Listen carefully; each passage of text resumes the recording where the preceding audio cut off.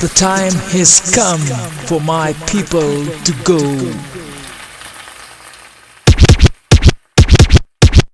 I'm not a queen, I'm a servant of the people. I'm not a king, I'm a servant of the people. It's what the people demand. We gonna keep fighting till we get that land. I'm not a queen, I'm a servant of the people. I'm not a king, I'm a servant of the people. It's time to rise to get what we want. We got to organize. Hey everyone, welcome to another edition of the Pantsula Podcast, brought to you by the All African People's Revolutionary Party. My name is Jeffrey Biobaku. For those who are not familiar with the A-APRP, we were actually founded by Kwame Ture in 1968. Our objective being Pan-Africanism, and we define that as a totally liberated and unified Africa under scientific socialism. And that definition was actually defined in the Fifth Pan-African Congress. Today, I have with me my fellow comrades, Winfred and Jeffrey. And before we begin every episode, we like to dedicate each and every one of them to our ancestors.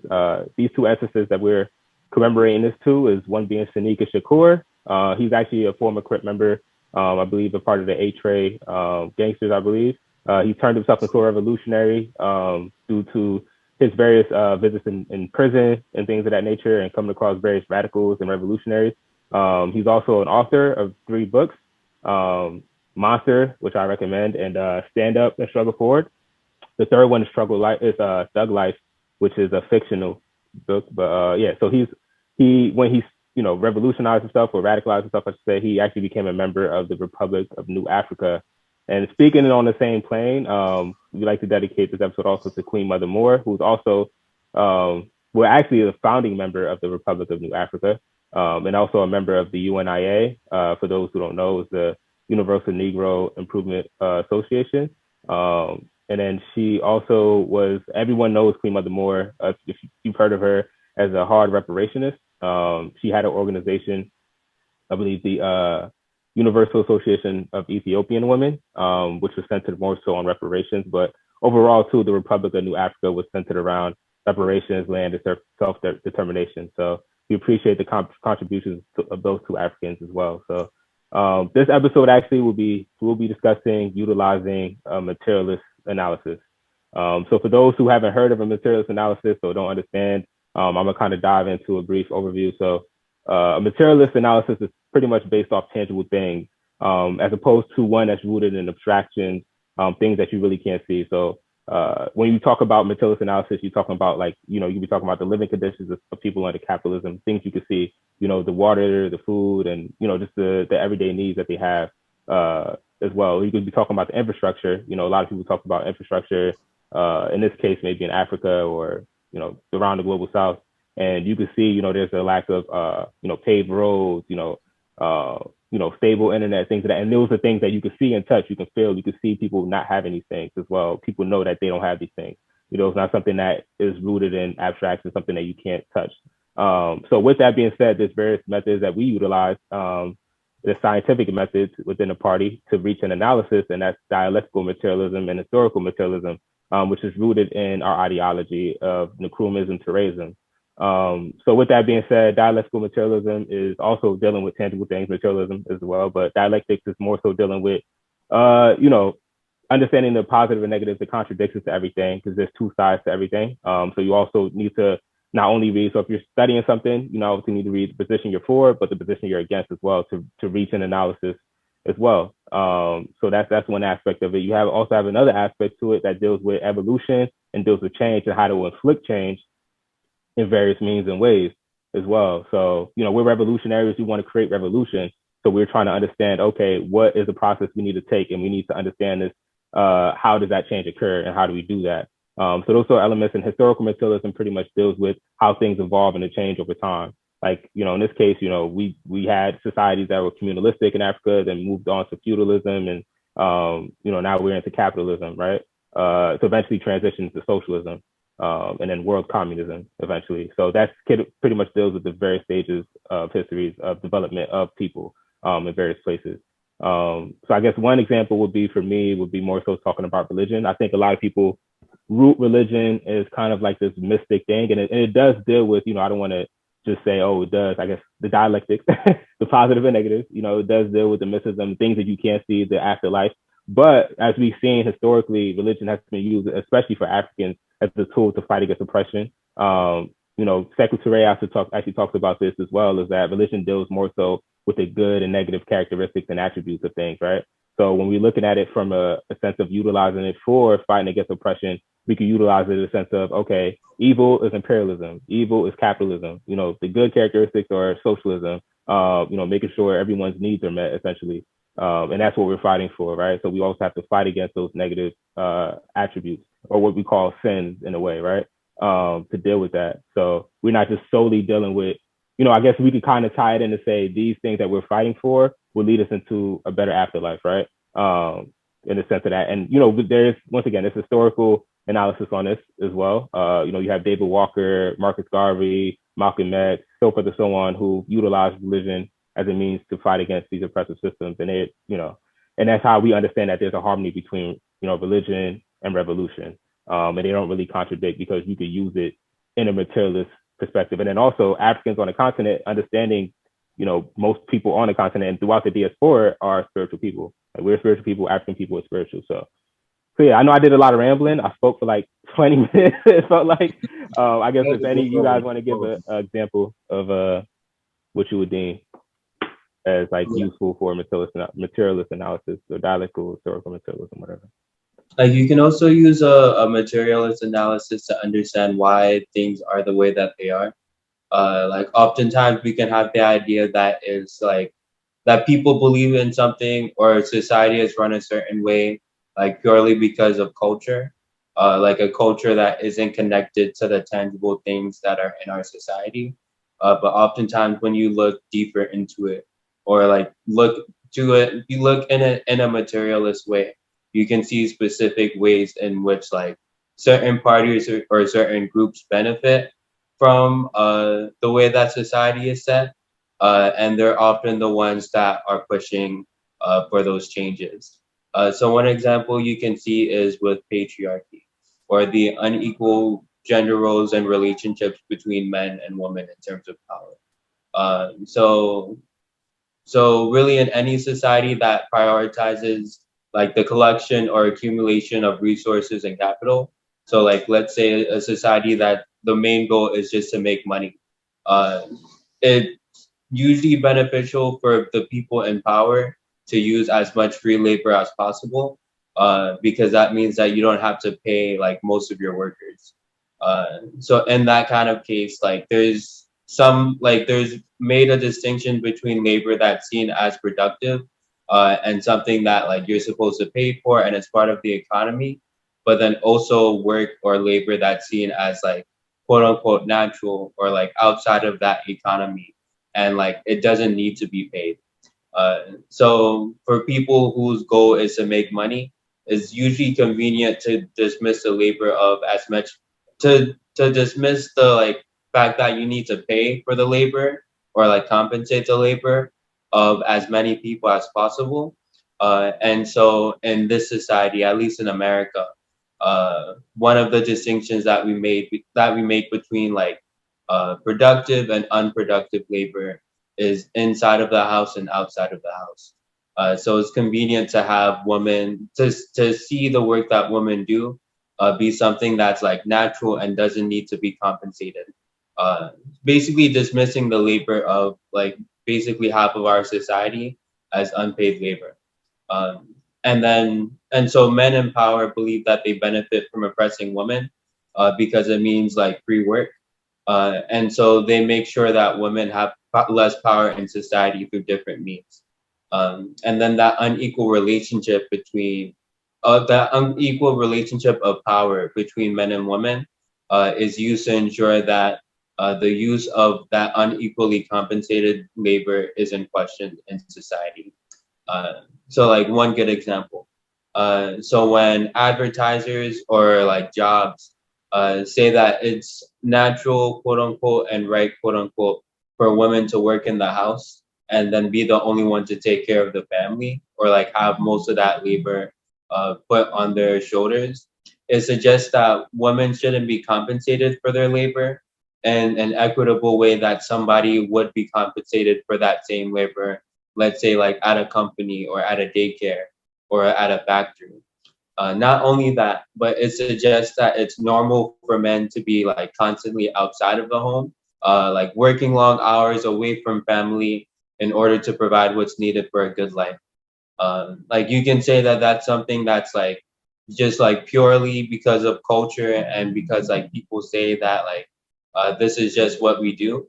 Uh, but the thing is that like uh, these ideas like push women to be constantly working inside of the home, so that men have more time to be working outside of the home. They don't have to worry, men wouldn't have to worry as much about food, about taking care of the children, or like just household like labor. Uh, so then this gives men more time to create more wealth, to basically work outside of the home. And that's usually just creating more wealth for the already wealthy companies and individuals. And like these wealthy companies and individuals are the ones that like have power to influence what's shown on TV, like what TV shows are seen, like what advertisements are seen, and like through that, like people through that they disseminate what's seen as right and wrong. Yeah. I think what you both had to say is just very valuable information. And I think it's important, as you're speaking about patriarchy, it presses the need for having a analysis, a historical and dialectical analysis, because we arrive, and I say we in terms of like people in general, all of us living this life, we arrive at these various levels of understanding through propaganda, through television, a lot of it, especially when you think of patriarchy and how men arrive at these ideas that women are somehow taking away their freedoms, or that they're not being understood, that feminism and all of these things are somehow barriers or wrong things. It's like those ideas come from just not having an analysis, not understanding that, these histories are interlinked. And that's why we got to go, like, as Tureus, we understand, we as African people, culture, that's one of our main vehicles of how we get liberation. Culture is very important, and we got to understand communalism and all of these realities to who we are as a people can be found in history. It's not just, a lot of us, it's one thing to just dig the reactions, but understanding the foundation of it all really puts us to the center of why we're in this fight. And we got to fight against patriarchy because it's not helpful to men or women or non-men, non-binary people. We got to understand that this is so much more deeper. And that can't come if you're just relying on a theory that doesn't go into the history and doesn't understand the people's fight against these oppressive movements. Because, when you look in history, you can see, people have always been fighting against the enemy. But the enemy's job is to sort of reinforce that nothing's been done and that we can just, carry along. It's not that serious. Maybe we shouldn't take a big heed or call attention to things that need change. But we got to definitely do that because we're in war. I mean, there's so many people have all this confusion because they're not understanding these historical connections. They're not understanding that patriarchy and capitalism and liberalism, all of these things that are presented as fun aspects of creation can actually be to our detriment if we're not doing a proper study. The perfect segue, man, because dialectical materialism, dialectics essentially deal with how things are interrelated in a way. So maybe if we want to dive in a little deeper on relation to, how is patriarchy, imperialism, racism, and capitalism all interlinked in one way, but maybe just in some aspects, kind of dive or expand further on what Jesse was saying in relation to that. Like for me, I understand is, capitalism, even before then, most oppressive systems like feudalism or even capitalism needs a hierarchy, right? So in the case where we were moving from feudalism to capitalism, there became the need to, racialize people in a sense. And you even had it in Western Europe during the feudalistic days as well, where if you weren't deemed as Anglo-Saxon in Europe, you were not considered, I guess, a full-fledged European or Western European, whatever. Then obviously that bled into when capitalism came about. you have what we have, racializing Africans as a means to subjugate them, and other oppressed people, calling people Black and red people, the indigenous people, the Western Hemisphere, and things of that nature, as a means to say you're lesser than me, in a way. And then also, it kind of bled into gender relations. And men need to be the main position. Men need to be, and there's also a finite group of men, obviously, like the hyper-capitalists, the capitalists, whatever. Those are the ones who need to reap most of the benefits of patriarchy. And then you have, the whole generalization of people who, of men or some men, who perpetuate it, even though they're not within that finite group, who really benefit the most out of the patriarchal structure, in that sense too as well. So, maybe if you guys want to give a different interpretation of it, or like kind of maybe expand on how these systems are interlinked in a way, and why we need to understand why they're interlinked and how it works. I think one connecting link is that distinction and creation of a difference between natural or like unskilled or unproductive labor, and like productive labor, or what's seen as productive labor, or like creative, or like product, or instrumental to society. So like, especially with the pandemic, we could see a lot of people say like people like janitors or sanitation workers were essential workers. So people who are work jobs that were essential to the foundation of that like entire like company structure. Like if you have an unsanitary hospital, like you can't really do anything in that hospital, because like there's so many different things that are involved with it. And so like now, because of the pandemic, and mainly for the purposes of making sure that those people are still like forced to work, they're seen as essential. But then if you were to like have like a conversation about minimum wage, people would say that it's like unskilled labor is not something that you have to go to college to learn for. And so it's not fair, quote unquote, for those people to be paid the same amount. So it's really like the creation of different understandings of labor and work, in order to justify paying some people less than they pay other people, whether it's for labor, for resources. I think that's more so related to colonialism, in which different like imperialists can extract resources for very cheap, and then say that because they processed it is like now like 100 times worth more than the resources initially costed. And then like just different examples as well.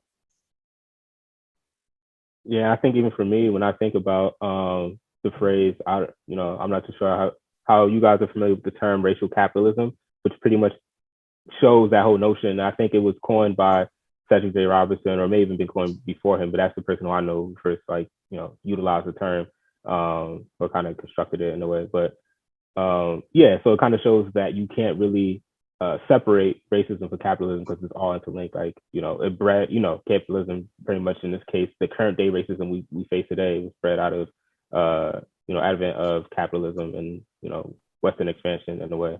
So yeah, I think that's in one way too. Another way, even though I kind of talked about that earlier, but kind of just that phrase just came to mind when just hearing from Winfred talk. Oh, that's an important connection. A lot of people think they can do that, but you can't talk about capitalism if you're not going to talk about racism. Like, those things are definitely interlinked.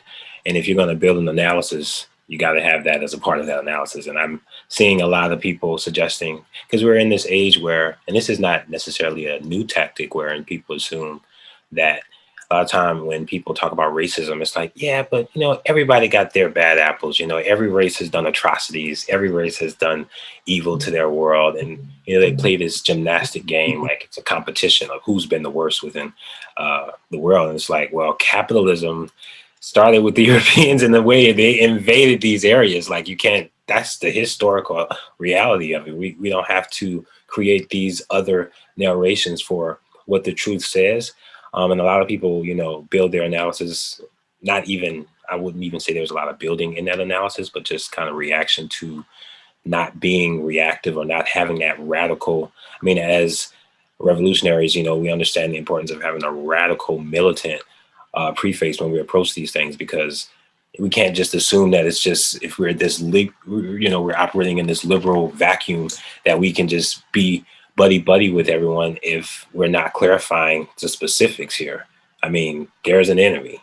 Capitalism is the enemy. That can't be negotiated. That can't be watered down. That can't be, seen as less. That's what when we talk about, the word just escaped me, which is interesting, but Materialism? how things can be suppressed and turned into something less than actually it is, like the neo-colonialism, which is the word I'm looking for. It just reinforces this invisible, oh, it's not there, but it's still there. So again, that pressing knowledge of just both of those, history and material reality. Yeah. And it's funny because I've even heard, and it's so true, Tamara Michelle say, like, the enemy is tangible. Like, you can use the materialist analysis for that, because when people sometimes speak about the enemy, they kind of say it in a more abstract way. Like, it's like some mystic thing, capitalism, but they don't identify the institutions that uphold it and move. You know what I mean? So it's like we have to have that.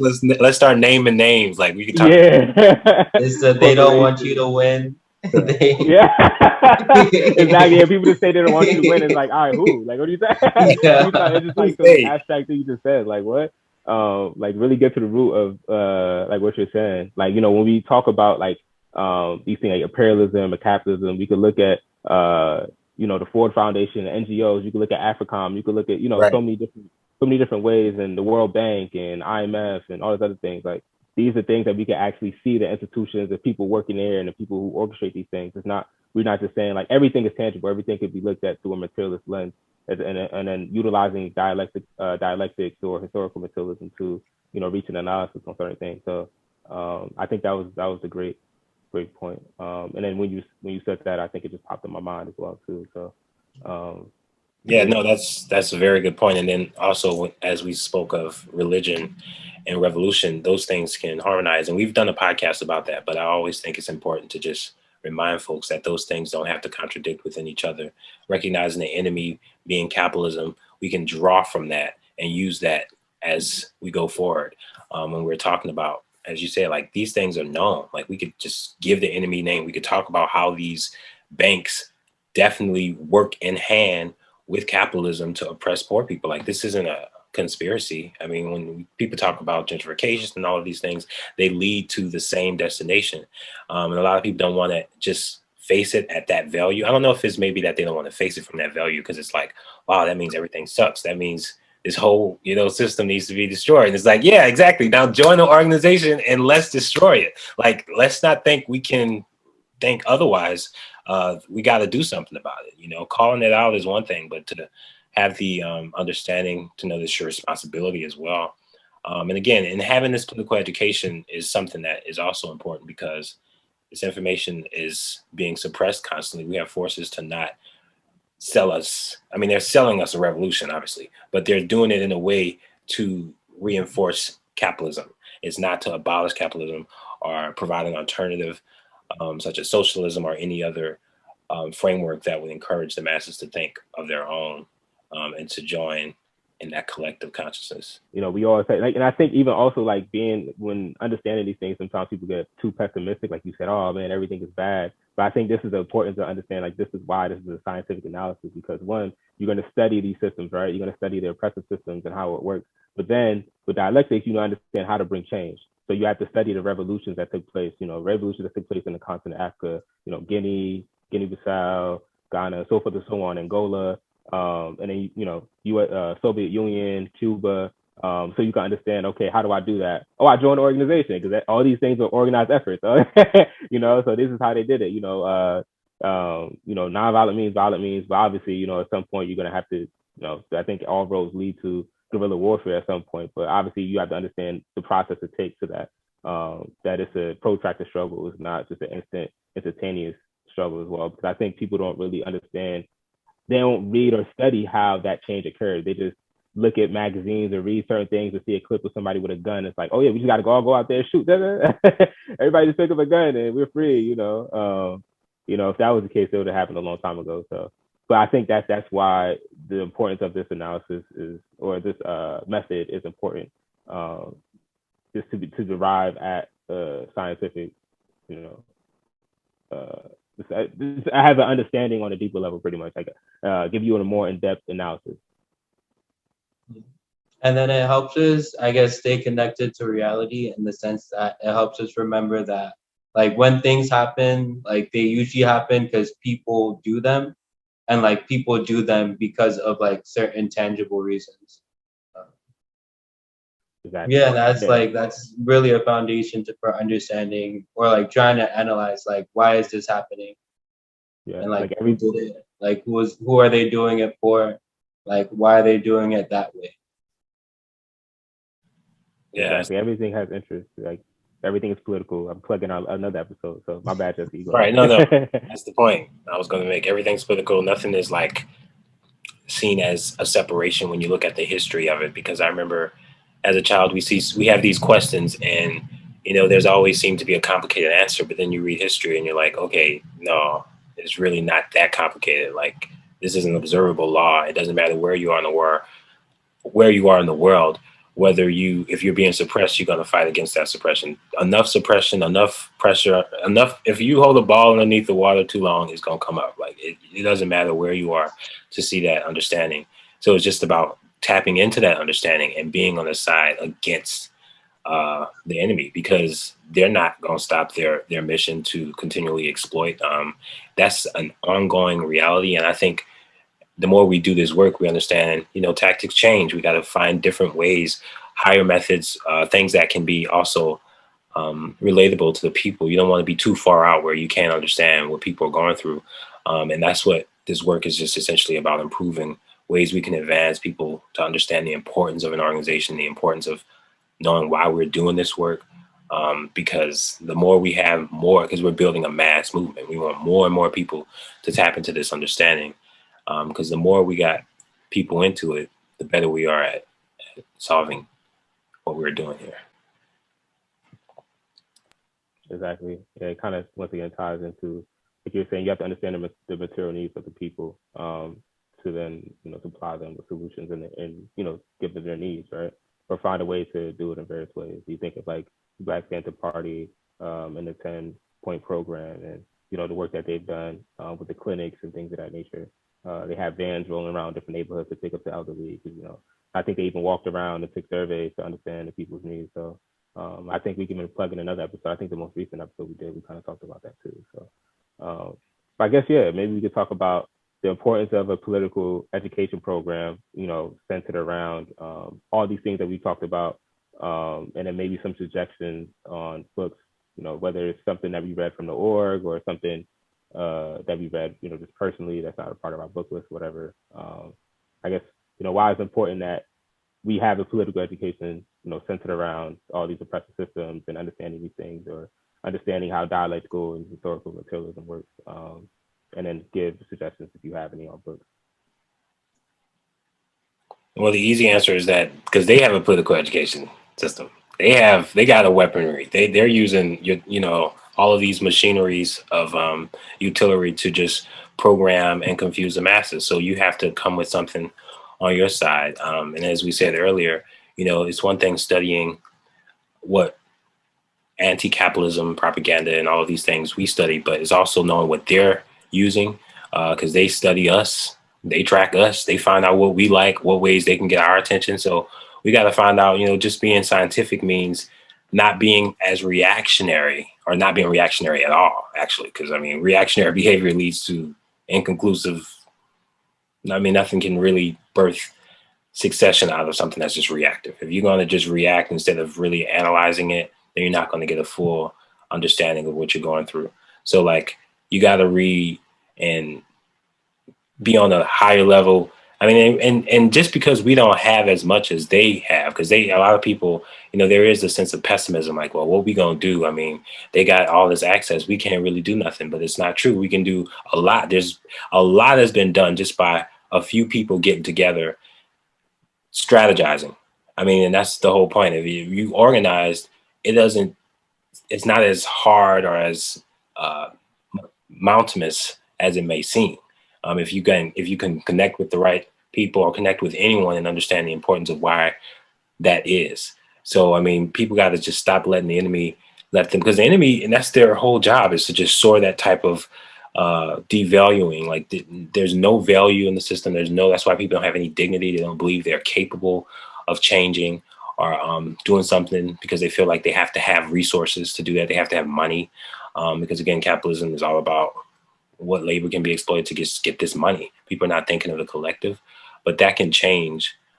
And that's only going to change the moment people understand that we got to do this together. You can't do it through individual efforts, and you got to have that responsibility through understanding more about history and knowing that this is your responsibility. Because again, we are here because of our ancestors. Our ancestors put in this work. Somebody had to suffer a beating or being killed, brutalized in some way. So it's our responsibility to continue forward in the collective action, the masses of the people. And then on top of that, it helps us remember that, like, on top of not being able to do things just by ourselves, it also makes us remember that, like, we can't change things just solely by trying to, like, affect culture. So, like, for example, like, if we were to have advertisements that says, like, racism is wrong, it doesn't mean that racism is going to stop. Like, we can't really, like, guilt or shame or, like, persuade people to change their interests, at least en masse, like maybe on an individual level, but in terms of, like, how, like, the power relations are set, we can't, like, argue our way into freedom. That's something that we have to, like, organize for collectively. Definitely, and then just utilizing a scientific method will only enhance it to get you a better analysis. I know for me, discovering this when joining the party, because I had no idea what dialectical historical materialism was, and then discovering and reading on it, like, changed my life. Like this book right here, I'm bad with pronouncing stuff. My bad, I'm gonna butcher his name, but VG. I'm gonna show you. I'm gonna show you. I don't. Let me know if y'all can see it, because I don't have my full screen on right now. To see if y'all can see. Oh yes, blurred out. Yeah, this is a book I've been reading. I'm still reading it. But this, like, expanded, what I know in relation to dialectical historical or dialectical materialism per se. He actually wrote another book, VG Afanasyev. So I don't want to pronounce it or butcher it. This is the more famous book by Joseph Stalin. I know a lot of people say he's problematic. I don't really know. I haven't really done research on him too much. You're problematic. Yeah. But yeah, this is talking about a scientific, right. Philosophy or message. So that, yeah. You lifted up. Wait, can you say the name of the book? It's called Dialectical and Historical Materialism by Joseph Stalin. And other writings, yeah. And just like you said, oh, bless you. Thank you. What's funny is, like, you just started by saying, yeah, I know he might be problematic, but that's the whole aspect of, like, the dialectical. There are aspects of life. There's positives and there's good and bad. You can't have one without the other. So it's just about studying both and then reaching that conclusion. Again, and that is something that's totally opposite from somebody that's just reactive to something. Like, if you see something, like, you taste something, like, oh, that's disgusting. Like, consider people, like, I remember, this is non-related, but I'm gonna tell the story anyway, because it's sort of, I guess I'm just thinking of how it can be when how can you react to a situation? So, like, let's say you're at a restaurant, you order food, your food isn't correct. You can go off on a waitress like, yo, this is not what I ordered. I demand my money back. You can be like that, right? Or you could just be like, oh, my food is bad. Yo, this is the wrong order. Can this be corrected? Like, how are you handling the situation? There are two different ways of doing it. You don't have to, either way, it will be judged based off of that reaction, right? If you're just reacting with no sort of understanding for what, hey, like right now, a lot of people are overworked. They're not, a lot of people don't have no safety. So a lot of people, you got to consider the factors. And that comes in with having a dialectical understanding of what the situation is. If you just in the need to get your own thing, not understanding how other people are affected, then that's not the most appropriate solution. So yeah, that comes with just, so yeah, there are people who got flaws. There are a lot of people who, you know, and it's just not to say that you got to dig everything from people you don't like, but you got to understand that we all growing. And then there's also their analysis. There are people with opinions that you don't have to agree with. You know, you might agree with them on some things because the science weighs out, and then something else is like, no, that ain't it. Those things can coexist. It doesn't have to be a clash of reaction there. Yeah. And then, you know, it's kind of just, it just reminds me of thinking how people like to isolate the struggle and think like things are not interrelated. Like when you mentioned Zionism to certain Africans who are reactionary, like, oh, it has nothing to do with us and it's separate and even though, you know, Zionists have historically funded, you know, counter-revolutionary, you know, wars and stuff like that that happened in Africa, how, you know, how the U.S. intelligence is linked to Israeli intelligence and how they collaborate and, you know, do various things to the destruction of our people on the continent by various ways. So it's like, you know, all these things are interlinked. So, you know, if you have a struggle going on fighting against Zionism, whether it's here in China, anywhere, in the Middle East, wherever, you know, that's to our interest, that's to our benefit in a way, right? Because that's interlinked to, you know, the things that we deal with on the continent, you know, at the same time, and then, you know, the survival of Africans in general. So I think people also have to look at the struggles, like, instead of just saying, oh yeah, these people exude anti-blackness and and you know, we shouldn't trust them and we're on our own and nobody else. and nobody loves us. We can't do like there's no analysis, nothing. It's just vibes. Like it's just nobody wants to break that down. Was it because I saw something recently where he was like, yeah, it's just vibes of a lot of these internet revolutionaries, quote unquote. You know, it's just vibes. Oh, yeah. No solid analysis, no understanding of how it actually works.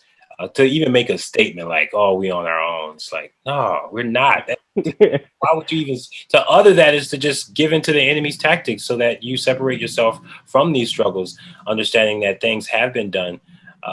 Like, that's just not good enough of an answer. I mean, and unfortunately, folks are saying that kind of stuff. I know, man. Yeah, it just shows, man, people are not utilizing any scientific methods. Like, what have you read? And like, have you read both sides? Obviously, you haven't. You just probably read some short clip. You watched something on YouTube where somebody told you, yeah, everything is bad and no one is helping us. And oh yeah, we have no friends. That's the tagline everybody wants to use. We have no friends. Like, yeah.